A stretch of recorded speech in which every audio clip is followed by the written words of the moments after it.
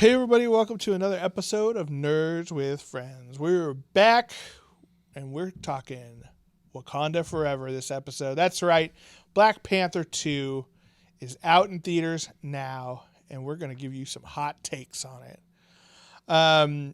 We will be doing our traditional...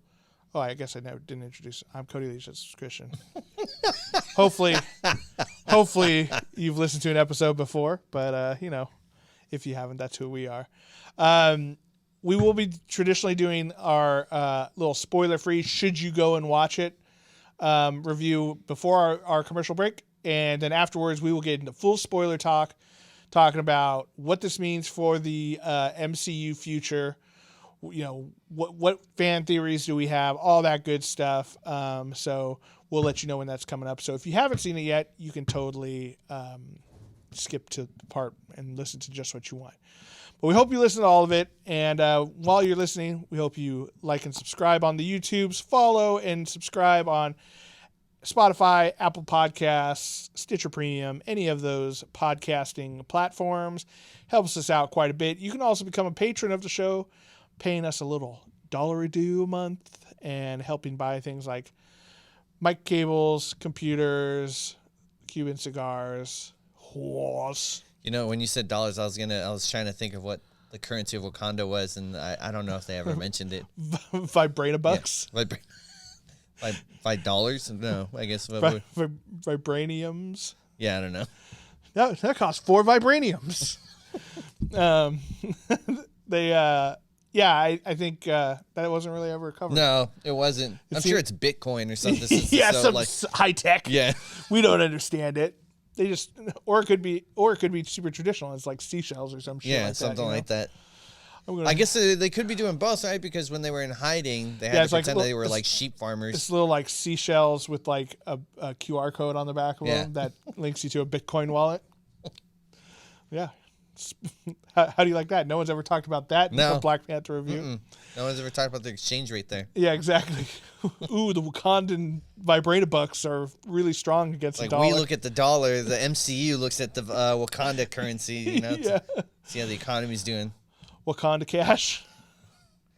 Let's start the show as we always do, where we do a little nerdy confessions, where we confess the things that make us nerds. Christian, what's your nerdy confession? I mean, I feel like we've been doing it week to week about Magic the Gathering, but it's feeding our addiction. It's just completely taken over my life at this point, and I love it. I'm all about it. I just stumbled upon Brothers War. Yeah, out this week officially. Yeah. I just stumbled upon it last week. I just happened to go. I was going to go to the in-laws' place to go play some Magic. And I just told my brother, hey, let's just stop by the store. Let's just see if they got one. And they just had the pre-release totally not planned and got a box. Me and him split it. Yeah.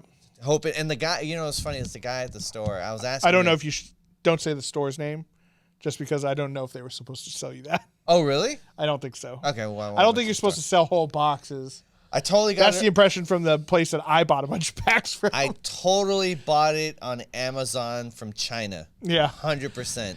Yeah, stop sending your cards to China, Wizards of the Coast, because they just sell them to us early. We hate China, right? Not like me and you specifically, but like the U.S. Oh, right? me specifically. I hate China. So I got a box from an unknown place, and I was asking the person who didn't work there how many Transformers are in there. And he's like, oh, you started throwing the odds and numbers and all this stuff. Well, yeah, we should say that in the Brothers War, which is the new set of Magic the Gathering coming out this week, a big part of it is artifacts, right? So, which are all like, constructs and stuff. I'm all talking about it like you guys know. You probably... Yeah. We probably should explain. And so because part of Magic's like lore is that they can travel to different planes, and because Magic is owned by Wizards of the Coast, which is owned by Hasbro, they also threw some Transformer cards in there that are rare cards. So you got Optimus Prime, Megatron, Bumblebee, all sorts of good ones in there, and they're very rare to get them. Yeah, very rare. Very, apparently. Very rare. So I asked him like, he's like, there should be 3, maybe even 4. He's like, but 3 for sure. So I asked him, I was like, well, what if I don't get any? He's like, ooh, then you're very unlucky. Yeah. So we split the packs. We're opening. I get down to my last pack and nothing. And I open it, and I finally got a Transformer, and it was a Decepticon, and I was mad. It wasn't even a good one, like Starscream or Megatron or whatever. I don't even remember what it was. That's how disappointed I was. But I was just remembering what the person who wasn't a person who I may or may not have spoken to, and I was just like, I guess I'm really unlucky. I guess. I only got one. But yeah, I'm totally feeding my addiction. Probably after this, I'll probably go buy a pack or two. Yeah. I mean, it's funny. Like, I like to think that I'm above like loot boxes and stuff, which is like booster cards were the original like loot box, and I could see why parents were upset about these card games being sold to their children. Because now that I have adult money, it's like, oh, this is a dangerous addiction. I can just go buy new cards whenever I want. I don't know what's in there. I actually bought a couple packs of those from an unnamed game store who sold them a little early to me. And I was very lucky in mine because in the 4 packs that I bought, I pulled one of the most expensive cards in the deck, which is a Mox Amber. Yeah, no, you heard him. He bought 4 packs. Yeah, 4 booster packs. I got a box. What are they, like $4 a piece or something? Something like that. And I split a box. I didn't even look at it. I was just like, give them to me. Not one Mox Amber. Yeah, and I got the rare one too. It wasn't foil, but it was the schematic version, which is more rare. I love it. And yeah, I'm probably gonna buy some more on Friday when the full game actually comes out. So cool. My nerdy confession is not Magic related, seeing as I kind of tagged onto yours there. I actually just yesterday, in fact, as of recording this on Wednesday, I received my copy of The Lost Metal, Mistborn, the Wax and Wane series, book number 4 by Brandon Sanderson. I need to start that. Yeah. I guess it's technically started the series, but I guess the continuation of it. Right. So the way, for the uninitiated, the way Mistborn works is there was a original 3-book trilogy, and which covered like a certain group of heroes and villains and such. And then he wrote a sequel trilogy originally to it that takes place like 200, 300 years after the fact, maybe more. I don't remember the exact timeline. Sanderson nerds will get on me in the comments if I fuck that up. Yeah, and so this is called the Wax and Wane series because it follows Waxilium. What's his last name? Ladrian, I think his last name is. And then Wayne, his like trusty sidekick, who's kind of a goofball guy. And they're like Wild West lawmen who are pulled back into the big city to solve some mysteries and stuff. And it's really fun. It's definitely not the same like feel as the first series, but this Era 2 series is a lot of fun in its own right. The books are a little shorter, but this is book 4 of that series, which should be the last one of this era. And then apparently they're going to do another big time jump and have a more futuristic version set on the same planet with new characters and whatnot. So they're not consuming metals and doing magic like in the first. They are. Oh, okay. They are 100%, and they're doing combinations. So a big part of the Mistborn universe. This doesn't really spoil anything. It's the basic magic system. Is people gain powers. Certain people are born with the ability to consume bits of certain kinds of metal, and those kinds of metal give them certain powers. So like steel lets them push other metallic objects away, like force push them, like in Star Wars. Then I think iron pulls. So if you were born with the ability to do both, you can like push and pull stuff back and forth, kind of thing, like yo-yo stuff. And you can also push things into the ground, which launches you into the air and lets you fly, essentially. I just remember in the series, like, they would drop, like, coins and push. Yeah, exactly. They drop, like, coins. In this series, they drop bullet casings. Nice. Which is kind of cool. Kind of Western themed. You don't even need a gun. You just push them. Yeah, exactly. And then if you have both, you can push and pull. So you can, like, go and just murder a bunch of people really fast. There's, like, I think lead lets you have incredible strength. I thought that was pewter. Pewter, you're right. Which is an alloy of lead. Okay, I was close. But anyway, there's a bunch of different powers. Like you can influence people's emotions, you can heal, you can do all sorts of different stuff. And then there's people called Mistborn, who are born with the ability to consume any of those metals and gain any of their powers, right? So they're like they have all of them, right? Some people are born with one or two or whatever, but Mistborn people are born with all of them.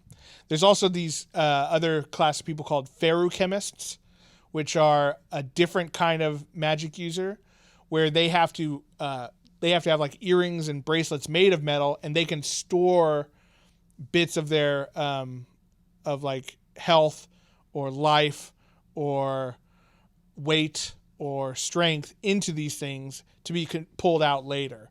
So like you could spend a week feeling really weak and sickly and stuff, storing up your strength and health, and then if you get shot, you can pull that stored up health and heal yourself instantly, like Wolverine, right? So what's cool about this series too is that now that these two essentially races of people have been living together and stuff and melding together, some people are born with feruchemical and allomantic powers combined. So like the main character Wax is a steel shot, they call it, where he can push things that are made of metal, and he can store and consume weight out of a bracelet thing. See, this is why I don't, when people ask me, like, should I read Brandon Sanderson? And you're like, yeah. He's like, oh, what's it about? And then you start saying everything Cody just said, and you just sound insane. You just sound like a crazy person. And like, people are like, who would read that? And it's like, no, like, I'm doing a shit job describing it. I am not Brandon Sanderson. He does an amazing job of describing it. He makes it very digestible, and it makes it so by the end of it, when you drink it, it makes it so by the end of it, you feel like an expert, like I felt like when I was describing that to you, right? But it was over having read several books. Can you imagine, like, I would not want to be, I could understand, like, when you read the books or listen to audiobooks, you're like, this is amazing. How come no one has done, like, a show, a series, a movie about it? And it's because, like, I can imagine myself being in the pitch room listening to someone say that, and I'd be like, get the fuck out of my office. Yeah. Like, get the fuck out. Who let you in here? But it's like, no, like, I'm doing a bad job, but if you just read this book, like, it would make a lot of sense. Which is funny because, and it's unfortunate, but you're 100% right, is that, like, or trying to explain, like, The Stand to someone, right, which is a Stephen King book. Okay, so in the first, like, 100 pages, the world ends. There's a super flu, it kills everybody, but there's some survivors. And he was like, see, it'd be worse if you're like, there's this thing called Captain Trips. Captain Trips? Yeah, it's like a super flu. Why would you just say super flu? Why would you call it? Well, there's a guy on the radio calls it Captain Trips or whatever it was. Yeah. And it was like, okay, well, how long is this book? It's like, oh, it's like 1,100 pages. You said in the first 100 pages, the world ends. What happens after that? Then the story happens. Yeah. It's this fight between good and evil. There's this one bad guy who's like a reincarnated like devil, kind of, maybe from a different dimension. We don't really know. And then there's like Mother Abigail, who's basically a prophet from actual God. And then there's other. He's like, okay, right. I didn't even get to the trash can man. Like, then there's this guy called the trash can man. He likes burning things. Then he burns himself eventually. Then he gets covered in radiation. Yeah, he's like. And then there's this guy named Tom Cullen, who spells moon, M-O-O-N. Who he's great at spelling. He spells everything moon. Yeah, but he's like the best character of the whole book. Like, yeah, you sound like a crazy person. I think that's why a lot of these, you read these amazing fantasy books, and you're like, why isn't this a movie? It plays out so cinematically. And you're like, oh, because to explain that to a business executive at NBC or Fox or whoever the fuck, they're like, that sounds crazy. No one's ever going to watch this. Yeah. Get out of my office. But I think one thing that's happened in the previous years, I think Game of Thrones really opened the door for that. Yeah. If I had to put my finger on one series that really did it, like there was other ones that kind of flirted with, fantasy and stuff. I would say Harry Potter. Harry Potter, sure. Goes back further, and they made billions of dollars. Right, 100%. And I think the one thing about Harry Potter is it is obviously geared towards a younger audience, but I think it was hard to ignore that global phenomenon. Yeah. Because I remember waiting in line at midnight with my mom to get, Prisoner of Azkaban. And that was like that was my first time doing anything like remotely Comic-Con like, where my mom's like, what, we go at midnight to get a book? I'm like, yeah, it's the next book in Harry Potter. It's going to be fucking awesome because then his uncle's going to come, and she's like, okay, I've never seen it. I'm just glad he's excited about books, and not heroin or something, So, yeah, I think it was hard to ignore, and which is great news for Brandon Sanderson fans because, in case you didn't know, and we've mentioned it before, he had the largest Kickstarter of all time for 4 random books that we actually don't really know what they're about. No. He mentioned briefly, kind of like, here's kind of what each one's about. But he wrote them during the pandemic, and he was like, here, I'll just release these to you guys because I don't have a deal with my publisher for these. I just wrote them because I was bored. And it sold like $40 million. And because of that, now he said this on his stream, so you can go watch Brandon Sanderson's YouTube channel. He talks all about it. It has gone from conversations where it's like, yeah, we'll option Mistborn. So in the next, 6 years, we can maybe decide if we want to do it, and then we'll pay you the rest of the money. To now they're coming to me like, look, we have a director, we have a showrunner, we have 12 episodes prepaid for. Just you give us the word, and you can come on as a producer, and we'll have it done by next year. I just love that he's like, now that the tables are turned. I love it, and he's just well. Yeah, he's just like, actually, I want a bigger say in what's going to happen. Yeah. I want more say on the script. Which is awesome, because we've seen that, with Stephen King where, like The Shining, for instance, right? It gets optioned out to Stanley Kubrick, who makes a good movie, but it's not The Shining. I love both, but I treat them like they're different things. Like, but we all know that Stephen King hated that movie, right? Well, it's not like his book at all. Right. And so... I would say not at all. I mean, there's some similarities. The bones are there, but like the ending's completely different and whatnot. But then we have something like The Dark Tower, which you think like, oh, Stephen King's a pretty established guy, and that movie was a pile of shit. See, that's what happens when you're like, you get like that situation where you're in the pitch room. Let me describe the story, and they're like, I don't get it. But this is what I think you're saying. Okay, so it's 9 books long. It's a fantasy epic that ties into all your other stories. You think we could do it for like an hour and a half and make it into one movie? It's like, well, no, obviously not. No, not at all. Cool. Well, we're going to do it anyway. Anyway. It's got the title. People will go watch it. Yeah, so I think now studios have wisened up a little bit, hopefully, and are giving a lot of these series what they deserve. And like, love or hate the Lord of the Rings thing. I know it's kind of a controversial series out there, but it is a huge budget fantasy series, which, for a Lord of the Rings fan, like, that's an awesome thing to see that they're throwing a shit ton of money. Whether you're happy with the end result, that's your own opinion, but it's cool that at least fantasy that we love is finally getting the respect it deserves, kind of thing. So look forward to Mistborn coming soon to a streaming service. I think he said streaming service. It has to be. Yeah. I mean, even if it's HBO, which it should go, I would think, because they have the money. Or Amazon, since they're throwing so much bucks at stuff. Yeah. Hey, how's $1 billion sound, Brandon? Yeah. So I hope you should be able to see it soon if you're not a big reader. I don't know when they'll ever get to Era 2, but, it could be there. But if you are a Brandon Sanderson fan, pick yourself up a copy. It's good. I'm like 24 chapters into it, I think, right now. It came out yesterday. Been reading a lot. My eyes are very sore.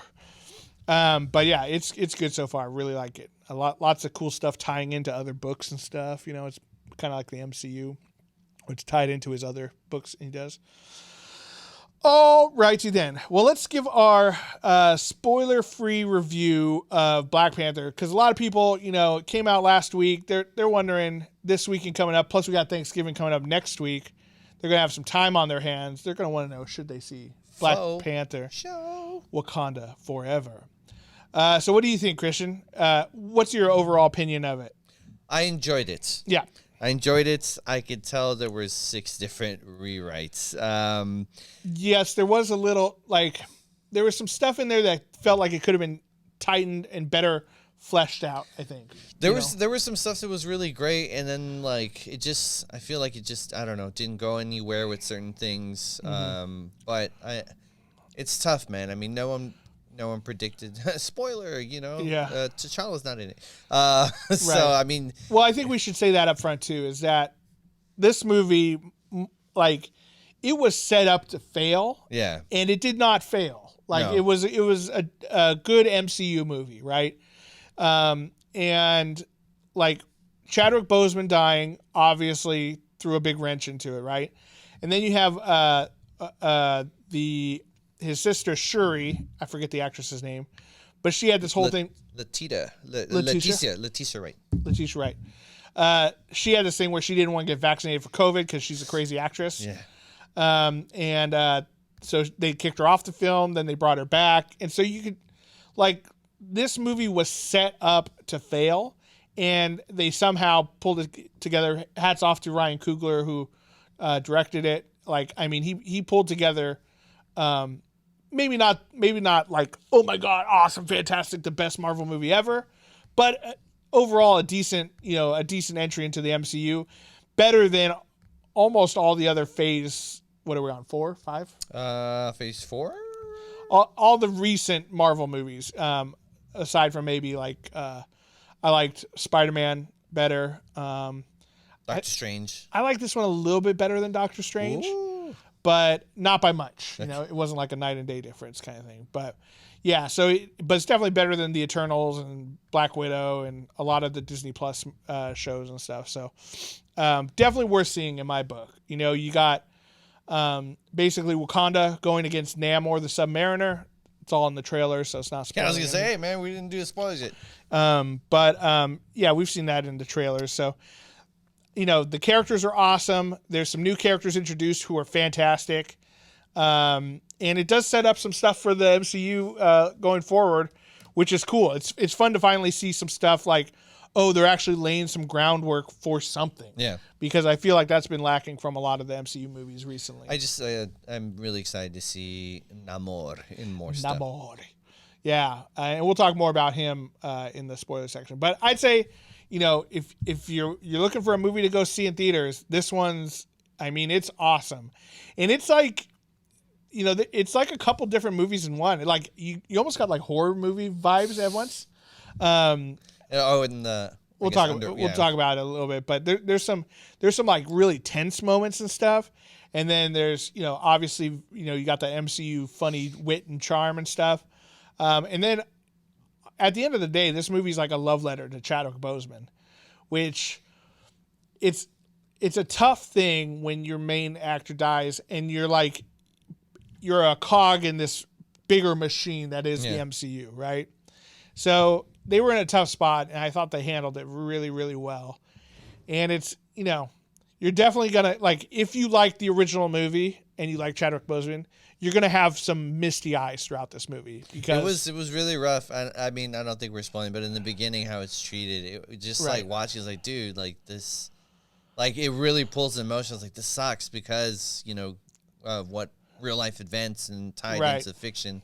It was definitely rough in the beginning. Yeah. Yeah. And even at the end, they had a very nice, we'll talk about it more in the spoiler section, but had a very nice bow on it at the end.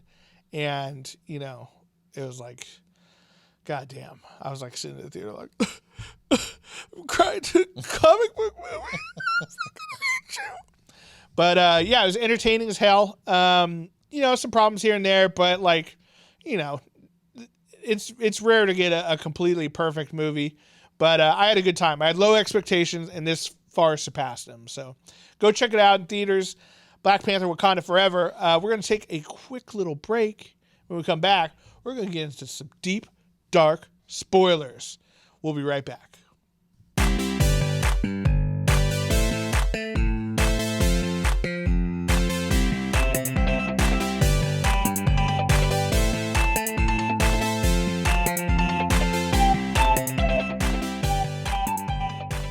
And we're back. All right, guys. So we're going to be talking about some spoilers of Black Panther Wakanda Forever. So if you haven't seen the movie, probably best to leave this on mute and let it play through so we get the listens. But also to go out and see it before actually listening to this part. And that way we'll get 2 listens from you guys. I want to start by saying, moving forward, Cody, I only want to be greeted by the Mesoamerican Hadouken. Like... For those who aren't watching, it's the Talokans or Talokan. Talokan? I think it was Talokans. Like Talokan. Wakanda, Wakanda Forever. Like- Not as cool as the Wakanda Forever. It's cool to me, man. Chest, the little titty bounce, whatever. I don't know how better to describe that, but it was pretty cool. They all did like a fucking Hadouken kind of thing. Yeah. Which I was down for. Kamehameha, if you will. Whatever. Yeah, or Kamehameha. Good. Yeah, good call. Kamehameha. Different strokes for different folks. Yep. Let's get into the nitty gritty of this movie. So, it opens like you said with Shuri kind of reacting to her brother's like death. He's dying in the opening scene. Yeah. It's off screen. I thought it was very tastefully done. But essentially, he had. They never said the disease. They didn't say the disease. Spoiler: it was cancer. She was trying to. If we remember at the end of Black Panther 1, Killmonger had burned all the heart-shaped herbs. Yeah. Right, which are what gives the Black Panther his superhuman abilities, healing factor, strength, all that good stuff. So she was trying to synthesize a new one to use it to save his life, essentially. But I will say, with a lot of the problems I had with the movie, that was super well done, and he did a great job of tying the ending of that to this, where she needed to make it in order to heal him, and she couldn't, Right, exactly. And then it flashes forward to like a year later, and there's like a boat that is drilling, or like they're searching underwater for vibranium outside of Wakanda, because obviously Wakanda keeps a tight hold on all their vibranium, so they're trying to find it elsewhere because obviously it's a very powerful material, and they are basically taken out by a bunch of fucking Atlanteans.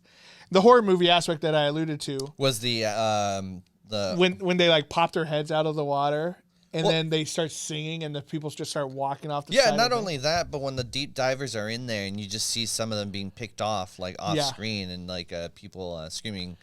Yeah. That's what I thought you were talking about. But yeah, it definitely had like a little bit of horror elements. Like, it was funny. In my book club, I actually read a book that was like someone suggested that was a terrible book, but it was about scary mermaids, where like mermaids came up and like took out this research ship and stuff, and they like ate people and stuff, and it reminded me a lot. Which is what mermaids do, or I guess sirens technically in Greek mythology.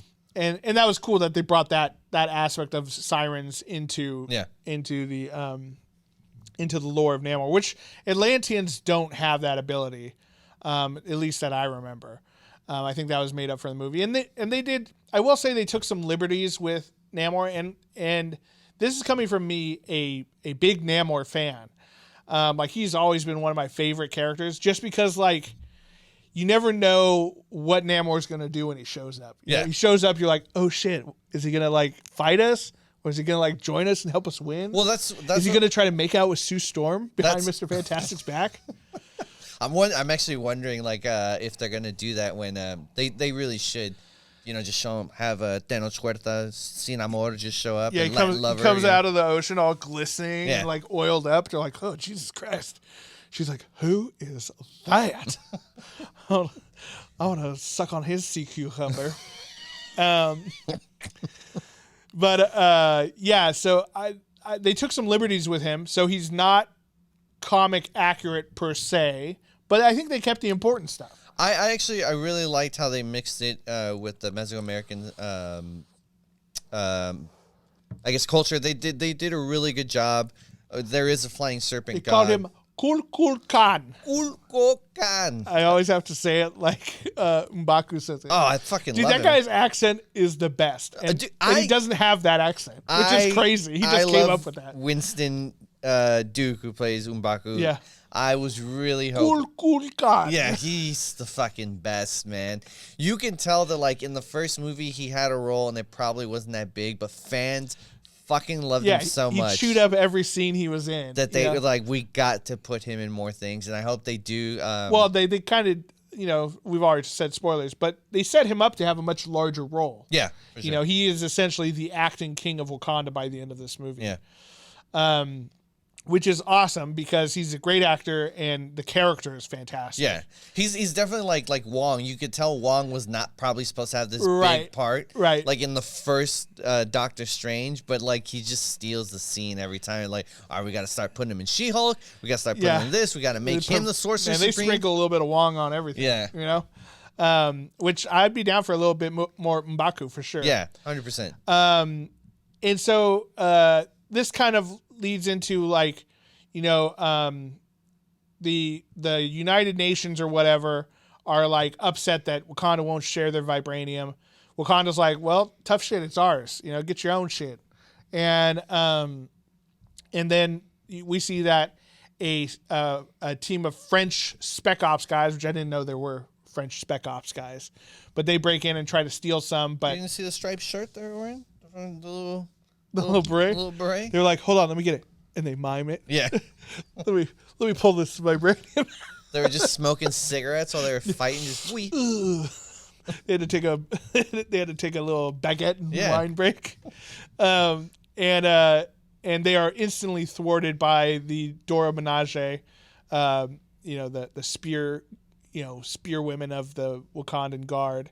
And then they're like, I love how they were like thrown in front of the United Nations. Yeah. Like, hey, we found these. Hey, you left your fucking bitches at our house. Come get your friends. And then they kind of told them like, hey, try that shit again and watch what happens. Fuck around and find out. See, okay, and this was where I start having issues because to me, the French would never do that. No, of course not. No, they would just surrender right before they start. Oh, right. Sacre bleu. Sorry, we love the French. I don't know why. It's so easy to make fun. I don't know why America we hate. It's because they hate us. You Probably. Know, it's a fun rivalry. We're like, you know, if Germany starts acting up, you know, we got your back. But I'm gonna make fun of you in the meantime. That would be like America. Like, yeah, we're like, we'll help you, but we're gonna fucking tease the shit out of you. We'll storm Normandy, but we want to be able to make fun of you guilt-free for the rest of our lives. 100%. But to me, like, that was such a great story. Yes. Where all these nations, which is how it would play in real life. 100%. If a country had like a resource that everyone else wanted, America would be like, I want that. Yeah, a proxy war, you know, like even other nations. And that to me, they would depose their leader, install their own government. Yeah. You know, back them in a war against another foreign power. And particularly in the move, like in the first one and in this one, the colonizers are bad. And, you know, like to me, there was a great story right there that they didn't use. Sure. Like, I would have thought it would have been great because, like, the whole point of, like, and I'm jumping ahead, but, like, so Shuri obviously is having issues of the loss of her brother, and they really don't do a good job of showing her internal struggle because later on, spoilers, she makes the heart-shaped herb, and she goes and she has a vision quest where she is expecting to see her mother or her brother, and she doesn't. Who she sees is Killmonger, and it's like the reason why she sees him is because she has this like conflict inside, right? And like, I think those are great story beats that just weren't connected well enough. Yeah. And I think like if she started like being very like vicious like he was in defending her country for like getting like being like authoritative and just like it would have made a great story, but they just didn't. Well, here's where I think they messed up on that part. Because I agree with you. I think that they had the bones of something excellent. Great, yeah. And then they kind of fumbled it a little bit because I think we had referenced it on the show. I don't think we went into exactly what happened, but we had read the leak. Yes, I don't think we said it. I don't think we said it because we were like, we don't want to do that. Yeah. But we had read this leak that came out several months ago that basically outlined the entire plot of this movie. And they were pretty right. Except for one glaring detail at the end, which we'll talk about. But when they mentioned that she was going to see Killmonger in her trip to the ancestral plane, I was like, man, fuck Michael B. Jordan, first of all. but like, why would she see that? That doesn't make any sense. And I thought they did an okay job of explaining why, if you really think about it. But there should have been a little bit more of that character development, right? So like Namor kills her mother, and in his attack on Wakanda, she just lost her brother. What's her face? Okoye has been kicked out of the Dora Milaje. Which that scene with Angela Bassett was just... Angela Bassett fucking kicked ass in this. Yeah, she was fucking great. I hope Stella wins. got her groove back. You know what I'm saying? She been had it back. No, like when she was giving that speech when she sacked the general, it was just like, I gave this country like my husband, my son, and now you lost my daughter. Like, what else do I need to give? I was like, fuck. Yeah. It's like 100%. Like she was great. Like she's absolutely right. I was like, dude, that was such a great great line. I forget. I never know how to pronounce Okoye's real name because even Danae? Gurita? Deny? Deny or whatever. Michonne from Walking Dead. But she was great in that too. I mean, she's obviously got great acting chops. I will say, like a slight aside, her character in this whole movie was fantastic. Yeah. Like, I love when she's like slumming it at MIT with Shuri, and she's wearing like the fucking shoulder pad suit. I was like, yeah, get it. She was awesome. And then like she was like concerned about her makeup not matching her skin tone and stuff. And she's like, what are you doing with that ash shit on your head? That was really fucked up from Riri. I loved it. Another issue I had, Riri. We really didn't need her in the movie. Right. I mean, it didn't progress. Well, let's put a pin in that real quick. I'll give kind of like my synopsis of the problem with the Shuri Killmonger thing, right? I think you hit it correct, where there was not enough time or buildup of her leading into Killmonger. So it was like he showed up, and like you have to think about it afterwards. Like, oh, I guess it kind of does make sense. She would be mad if her brother, like, but we never saw that. We never saw it. So it was like the Daenerys Targaryen in season 8. Yes. Right? It was like, well, I guess it would make sense that she would be pissed off at all of King's Landing, but like we shouldn't have to figure that out after we see that scene. Yeah. It should be laid out for us. We should see like her fighting with M'Baku, who's talking about like, oh, we need to restore peace. We need to ally ourselves with them or whatever. And she'd be like, no, fuck those guys. They killed my family, blah, blah, No, absolutely. We should have seen more of that rashness. Like her mom did the absolutely, correct things. Like, hey, here are your men. We didn't kill them. Like you said, fuck around, find out. But if she was said like, no, they see us as weak. We need to show our strength. So they don't even attempt to do it again. And, showing like a little bit of that Killmongerness. Or even if like Namor was introduced and she sides with him a little bit. Or he even convinces her, like where he's like, no, he's right. Like, they're trying to take our resources. They want to do this so they can attack, or they want to do this so they can they can rule. Namor's right. He's he's strong. He has a strong leader of his people. We need to be strong like that, siding with him and then realizing later on, like, oh no, this is not correct. Right, I need to be more like and that's when again Angela Bassett comes on and is like, show them who you are. Yeah, that should be a way more effective scene if they had laid it out where she was going down the wrong path and she had to self-correct. I think they had like great beats and great story, but like they just didn't connect it well. Yeah, this is where I said where I'm like I can see the 6 different rewrites. Like my headcanon, it's perfect. Yeah, but in the movie it was a little poorly. I think editing too, like, or maybe just like how it was written out in the script, because the way it was shot in the movie made it seem like Killmonger convinced her that rage is the right way. Right. which should not be the thing. Like, that should be the first, because she's feeling like powerless and she wants to feel strong, that should be what kind of like guides her into, seeing Killmonger and then maybe even agreeing with some of the stuff that, that he did. But she was like against him in the spirit quest to the ancestral lands.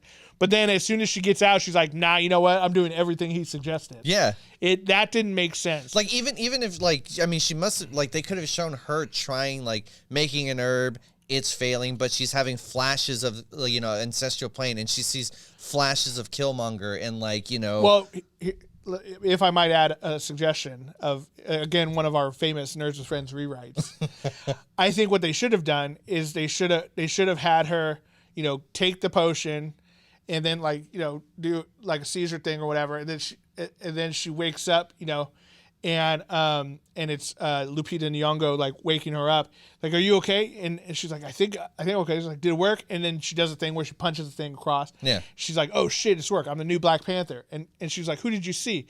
And she's like, it's not important right now. And she goes off and does the rest of the movie, and then we see the reveal later. Yeah. When she's like, maybe even when she's like fighting Namor, right? And like he's Black, and she's like about to kill him, right? And then you see the flash of her in her spirit in the ancestral plane, and you see it's Killmonger. And then you see like, oh shit, that's who she saw this whole time. Yeah. And that's when her mother speaking to her saying, show them who you were, would have a bigger impact. Again, like I don't think, I know I'm saying the stuff I didn't like. I did really enjoy the movie, but like there was just some slight changes that would have made it more amazing. And I think the stuff that I mentioned, Cody's been mentioning, like, would have made it a much better film. Yeah. Just fucking hire us, man. Yeah. We'll fix this shit. Yeah, Nerds with Friends consulting business. We will rewrite your scripts to make them fucking nerd boner inducing. Because that's what we're hard here 24/7, 365. All right, I think we should get into stuff we really liked, because I don't want to Riri Williams. I don't want to. Oh, okay. Before But one more thing. I mean, here's what I'll say about her. Ironheart is introduced in this movie, right? I love the actress, and I love her portrayal of the character. Had no part in the entire movie. Like, she did not need to be in this movie. You could have easily X'd her out, and I know some people would argue her technology is what made it so people could find vibranium, but really all you had to do is X unknown scientist created it, and the movie would have been the same. Yeah, exactly. And I mean, and it could have been like, one of Dr. Doom's underlings who did it or something or whatever. So like, I get it. They want to set up the Ironheart Disney Plus show and give her like a brief intro in this movie, but like, I felt like she was kind of wasted on this. It was forced in. I feel like I will say I did like at the end, her and Shuri are having kind of like, Shuri got like her lab bro back, you know what I mean, to kind of fill in T'Challa's place. So I like that, and like I said, I like the actress a lot. I like Okoye and Shuri meeting her and that whole scene and everything. But it seemed very unnecessary to like introduce her, like, oh, check out this girl right here. She made an Iron Man suit and she's really smart. Okay, remember her for later. Yeah. I mean, that's really, and even like when it came to like the final fights and stuff, like she has her full Iron Heart suit, but she didn't really do much to help. Right. I will say I did like that, because like, don't get me wrong, like, I'm not a fan of Ironheart as a character. I think it's a shitty character to create. Like, but you understand why they did it, right? Like, oh, we need a young, angsty teen of color who can relate to more of our current audience than billionaire rich white guy, right? But we know that Iron Man's a cool character concept, so let's just make her Iron Man. So I like the fact that she was super smart. She had the Iron Heart suit, and then she built an instantly better one at Wakanda. But I do like that she didn't instantly become as effective as Iron Man. Yeah. Right? Because, if there's one thing that gets the neckbeardy nerds upset, is that if you like, oh, let me just introduce this newer, younger, hipper character who's just like your favorite character, but better instantly, like, that's the worst. And so I'm glad they didn't do that. And she she basically gets beaten every single time, which is cool. So it gives her some character growth to happen in her own show. But yeah, she didn't need to be in the show at all. But let's talk about some of the stuff we did like. I feel like we always start our reviews negative, but let's end a positive. I think as nerds, it's easy to like nitpick on the stuff that For like, sure. Actually, Namor was not Mesoamerican. But that's one of the things I actually loved about the movie, man. I love the treatment of I will say Manor. Namor was my favorite part of the movie, hands down. Yeah, he was great. Tenoch, something. Tenoch Huerta. Huerta. It's not Tenoch. I knew a guy named Tenoch, but I guess he wasn't. Tenoch. He wasn't. I guess he's Mayan, so I was gonna say he's not Latin. But well, I mean, it's the god Saint Tenochtitlan, and also a place. But like, yeah, that's his name. That's his name, Tenoch. Tenoch. Yeah, he was great, and this was like the first big thing that he was in. Yeah, and he fucking killed it. He nailed it. And Namor is such a nuanced character to get right. You know, he's a strong, powerful, yet charming and intelligent. Which they did show. Character. They did show that when he takes Shuri into Talokan and... I'm going to call it Atlantis because let's get real. It's underwater city. He takes it down it's there. Atlantis. Yeah, he's very charismatic and he's showing his point of view and it's just starts like... And like he starts getting his points across until he's like, that's why we got to kill everyone. It's like, wait, what? Yeah. Obviously... I like how he did like the super villainy thing. He's like, here, put this dress on. It's ceremonial. Yeah. It's like, and he's like, but he's also charming because he's like, your insides will crush in on itself and you'll implode. Or you could just wear the suit. We do have suits. And she's like, oh yeah. Like he can be a charming, dignified guy if he needs to be, but he's also like he rules with an iron fist if he has to, and he'll do anything to protect his city and his people.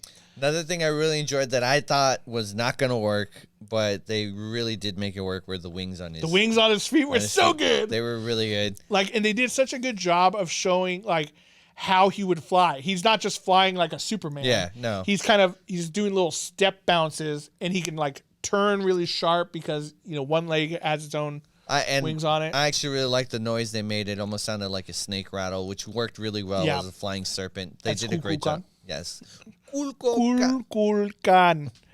A lot of people may not know that name, but a lot of people, there's a bunch of historians and Mayan culturists and stuff who think that maybe Kukulkan and Quetzalcoatl are like similar, that they may have been the same one devised by the Aztecs and one by the Mayans, but kind of like the Greeks and the Romans with their same gods. They just reskin them. Like, speaking of which, here's a fun little. You want a fun Namor fact? Sure. Namor fact.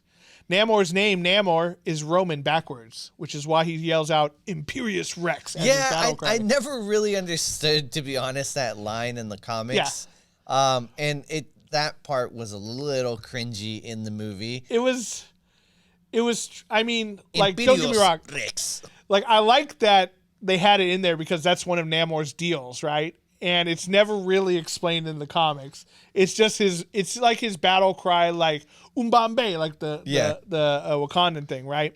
Like, I think it's cool that they put it in there because of the comics, but it's one of those nonsensical comic things that happened all the time in the Golden Age comics. Another fun Namor fact, actually predates Aquaman. Yes. And everyone's like, oh, he's just an Aquaman ripoff. Actually, Aquaman is a ripoff of him. Actually, Namor predates. He was in before Marvel Comics. Yeah, he's pre-Marvel, yeah. Yeah. Imperius Rex is like his battle cry. And essentially, I think translated from like Latin, it's like God Emperor kind of thing. Which makes sense because that's kind of how he is treated. Yeah, but doesn't make sense that he speaks Latin. Yeah, that he spoke Latin, being that they were speaking Mayan. But I will say this: that's one of the casualties of them giving him this different backstory, right? Because like he was designed to be the king of Atlantis, which Atlantis was like a Roman and Greek mythological city that had sunk off the coast of Europe, right? So it made more sense for him to say something in Latin. His name is Roman backwards. Like, it made more sense with the original comic background. It does get a little funky when he's a Mayan god guy. Although I did really like the reasoning for his name, Namor. Sinamor. El Niño Sinamor, which just means more like Namor. You like that? Spanish joke. It's a good one, man. Es un chiste. Es un chiste. Yeah. Good one, man. Yeah. I love the story that they gave him. It's like, you know. And I love that he actually said mutant. Yes. And that he said. Yes. They said mutant. But so I am glad also that they didn't put the little. Yeah. Like, we don't need that every single time someone says mutant. So I'm glad they left it out. And I like that they made him super old, which is one of his things. Like, he actually fought with Captain America and the invaders in the World War II. So I like that they kept a lot of his core character traits. And I think that giving him that, the Mayan backstory added a lot of, depth to his character and how he and Wakanda would be like foils of each other. I think that worked really Mexicans and black people hate each other. No. Well, one is definitely more comfortable in the water than the other. Just kidding.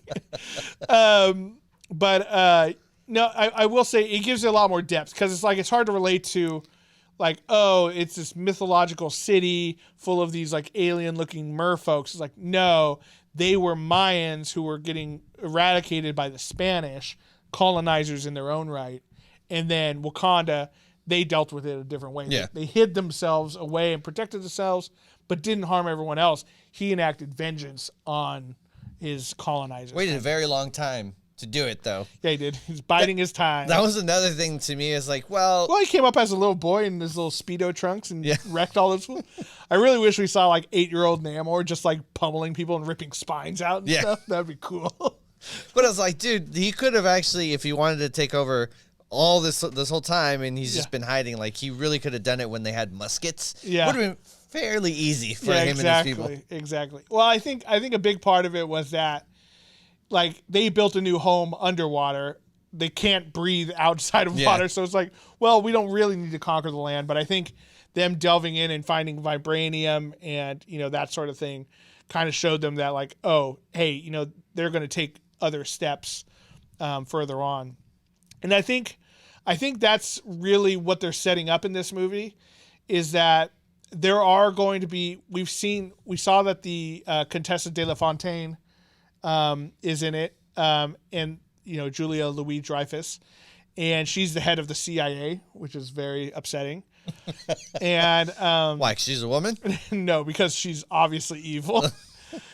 And so I can see that they're kind of setting up this Thunderbolts for sure. Thunderbolts, maybe doing something with infiltrating Wakanda and starting like an international incident so that all the UN comes and fights Wakanda.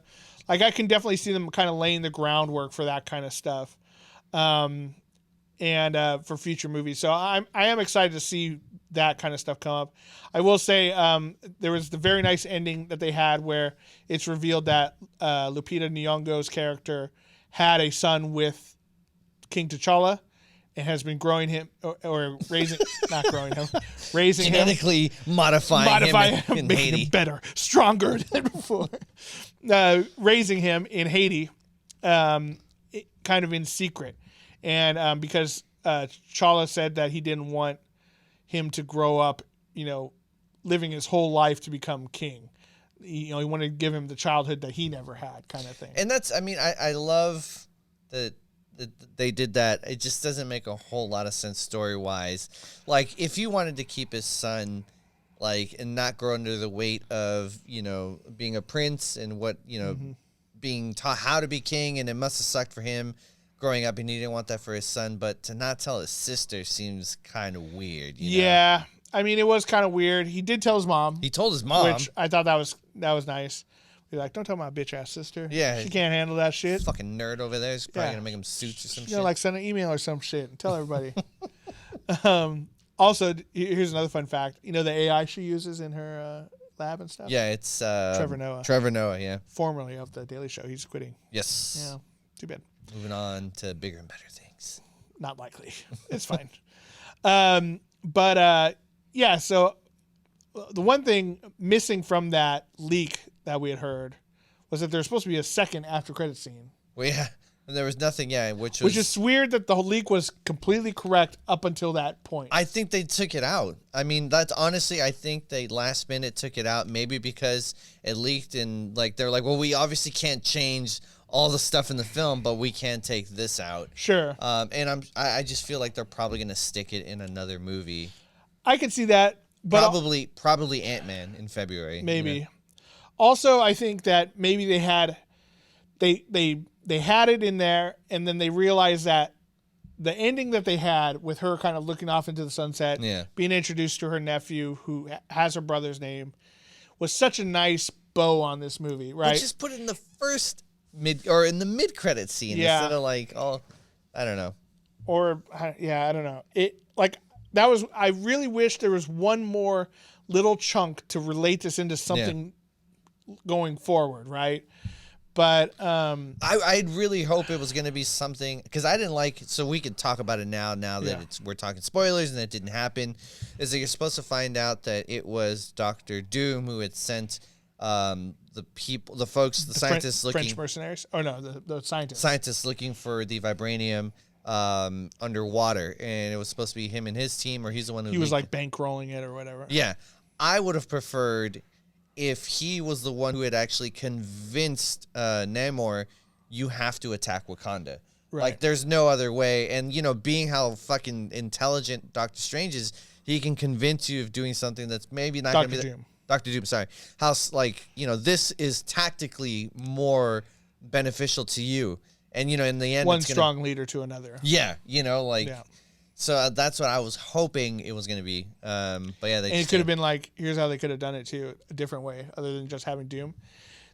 Namora, who was like not happy with how he handled things.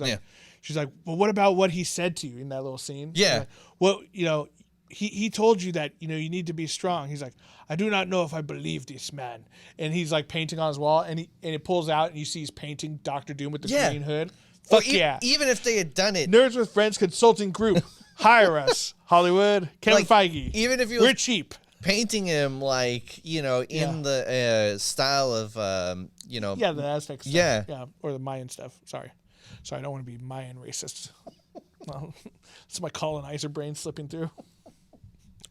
Overall, it was an excellent movie. It did have some problems, but goddamn, I was so happy they handled Namor correctly.